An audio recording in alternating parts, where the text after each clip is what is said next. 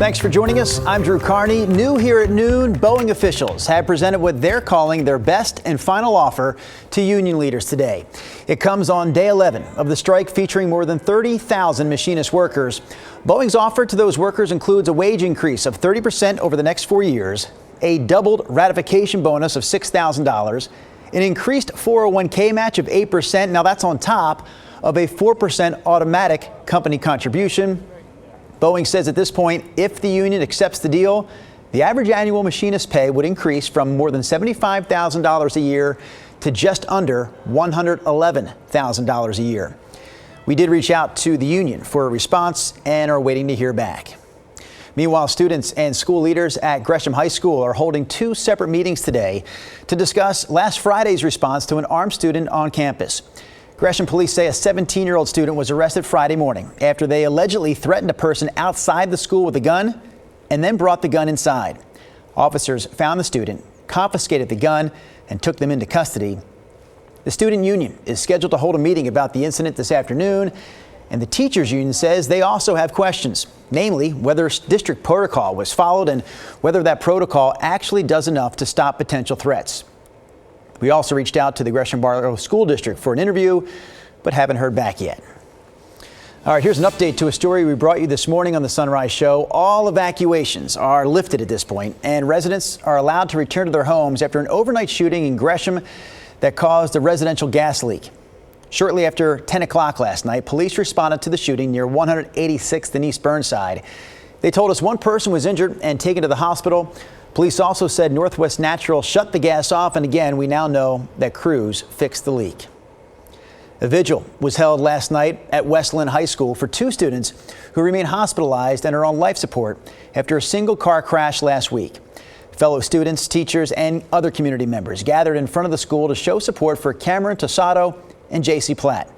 Around midnight last Wednesday, first responders found the two 17-year-olds severely hurt after the car they were in crashed along Southwest Borland Road. Right now, things are very critical, and what they want is prayer. They want people to lift them up in prayer, prayers of healings, and there have been some miracles that have happened with their recovery, and we just want that to continue, and that's what we're here to do. We have a link to the GoFundMe to help Cameron and JC's families up at KGW.com. Over the weekend, Gresham police arrested a man who is accused of crashing his vehicle into a home early Saturday morning. A neighbor sent us this video. It shows the crash. Police identified the driver as Billy Holt. They say he admitted to eating food and watching sports on his phone while he was driving. Officers say he also told them that he had been drinking. We talked to one of the women who lives in that house that was hit. They were home when the crash happened. I heard glass shattering behind me, and I screamed and just ran upstairs. The girls came running out of the rooms. What happened? What happened? I said, I think somebody threw something through my window. And so they ran outside. They're like, no, there's a car. There's a car ran into your window. Holt is charged with DUI and reckless driving. Well, with fall officially arriving over the weekend, we're talking weather patterns this afternoon, specifically El Nino and La Nina. Leah Pizzetti with our sister station in Seattle has more on the difference between the two.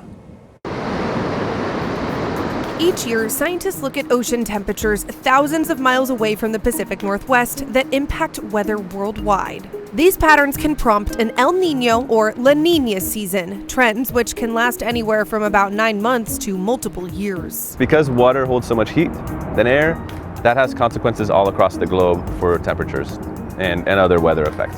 Along the equator, trade winds push water east and west. During an El Nino pattern, the trade winds weaken and warm water stays east, collecting off the coast of Peru. This impacts the jet stream, which is essentially a pathway for storms to move over the United States. The warm water pushes the jet stream south, driving storms into the southwest parts of the country, but keeping the northwest warmer and typically drier. La Nina is the opposite. Trade winds along the equator strengthen, pushing warm ocean water away from Peru to be replaced by cold water. This pushes the jet stream more north, keeping the southwest more dry and the northwest more cool and possibly more wet. While none of this is a guarantee, Washington State climatologist Guillaume Mauger says it's our best guess at a general trend, giving an idea of what could happen in the winter. What the La Nina is going to do is going to tilt the odds, right? So that means the odds are tilted towards cooler than normal conditions. Since 1954, there have been 25 La Nina patterns, and just 7 of those were considered strong. Within those 25 La Nina winters, 14 brought below normal temperatures, with the average temperature nearly 2 degrees cooler than normal. Precipitation had more variability, with a split of about half above and half below normal. Seattle's snow totals have historically been higher than average during La Nina winters.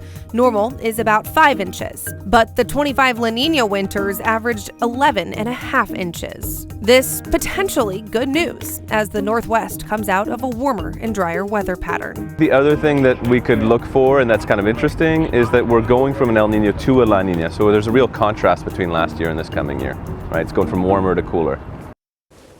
Again, that was Leah Pizzetti with our sister station in Seattle reporting there. So, Rod, do you want to chime in on that last report? Keep in mind that story was based in terms of the numbers they were using up in Seattle. I will tell you, our winter last year was great. It was El Nino, and we were actually wetter than normal. And if you run the averages of what this year's La Nina could bring, you could make the case that this winter will actually be drier than last year's El Nino. So it's not quite as simple as going La Nina is this and El Nino is that. I'm in the middle working on my winter outlook right now. We should have that coming out for you in a couple of weeks. My big headline real quick that I feel confident on is that there's reason to believe we'll have a fast start as we get into December, early December, of a decent snowpack starting for skiing and boarding up on Mount Hood. Remember a year ago, it was Christmas week, we didn't have practically nothing. So that would be a thumbs up, nice turnaround.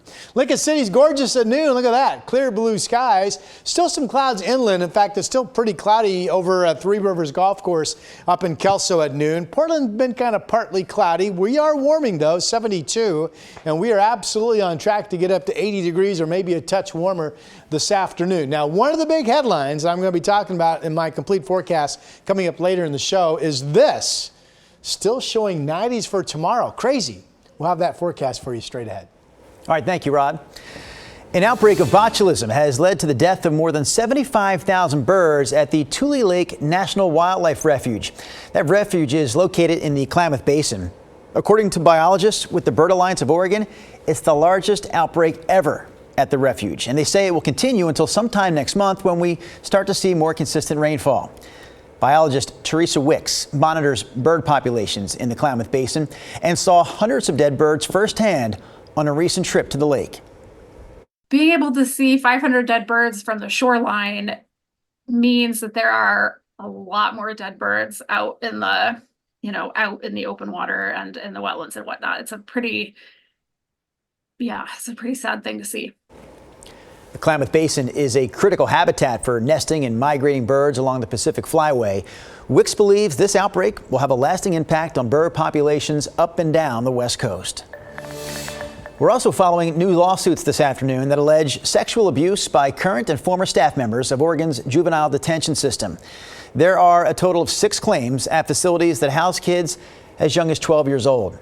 4 of the named defendants are accused of sexual abuse. The other 11 are accused of failing to report known abuse. An attorney with the firm filing the claims told us it started with a complaint from one person who, at one point, was incarcerated as a minor. We were able to begin an investigation and to really wrap our heads around how widespread the sexual abuse was at OYA institutions. 5 of the 6 claims come from McLaren Youth Correctional Facility in Marion County. A spokesperson for the Oregon Youth Authority said that the alleged abuse goes against their values and they're conducting their own internal investigation.